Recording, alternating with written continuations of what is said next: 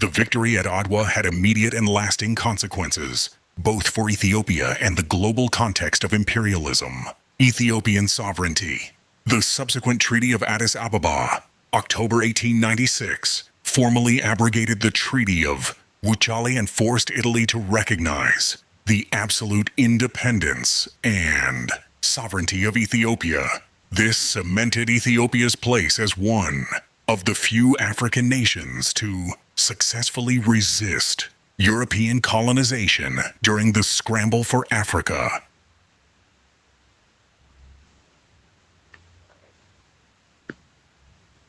Enemies have now come upon us to ruin our country and to change our religion. Our enemies have begun the affair by advancing and digging into the country like moles. With the help of God, I will not deliver up my country to them. Today, you who are strong, give me your strength, and you who are weak, help me by prayer. Former rivals, including Ras Alula Ababa, the Lion of Asmara, and Ras Mengesha of Tigray, bowed to Menelik. The emperor had successfully transformed a defense of the crown into a defense of the Haga, motherland. 2. The atmosphere, a nation on the march. The war was a total mobilization of Ethiopian society. The march north from Shua to Adwa was a logistical marvel that stunned foreign observers. The moving city, this was not a standard army. It was a migration. Over 100,000 soldiers marched, accompanied by a vast entourage of women, priests, and servants. Empress Tetu Batul, Menelik's formidable wife, marched at the head of her own contingent. She was instrumental in the campaign, famously engineering the siege of Mekelle, where she advised cutting off the Italian water supply, forcing a surrender without a massacre. The terrain as an ally. The war was fought in the jagged highlands. Menelik used the landscape to his advantage, engaging in a strategy of patience. He knew the Italians, led by General Oreste Baratieri, were struggling with supply lines. Menelik simply waited, forcing the Italians to leave their fortified positions and attack him on open ground, a fatal error. 3. The spiritual front. The role of the Orthodox Church if Menelik was the head of the army. The Orthodox Church was its heart.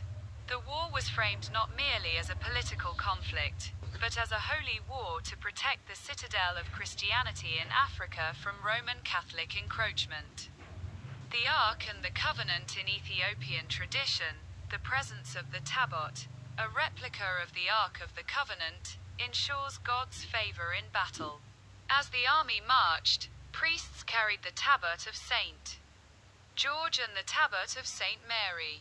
Psychological armor. For the Ethiopian peasant soldier, the presence of the Ark meant that death was not the end, and victory was divinely ordained. It removed the fear of mortality. The date of battle.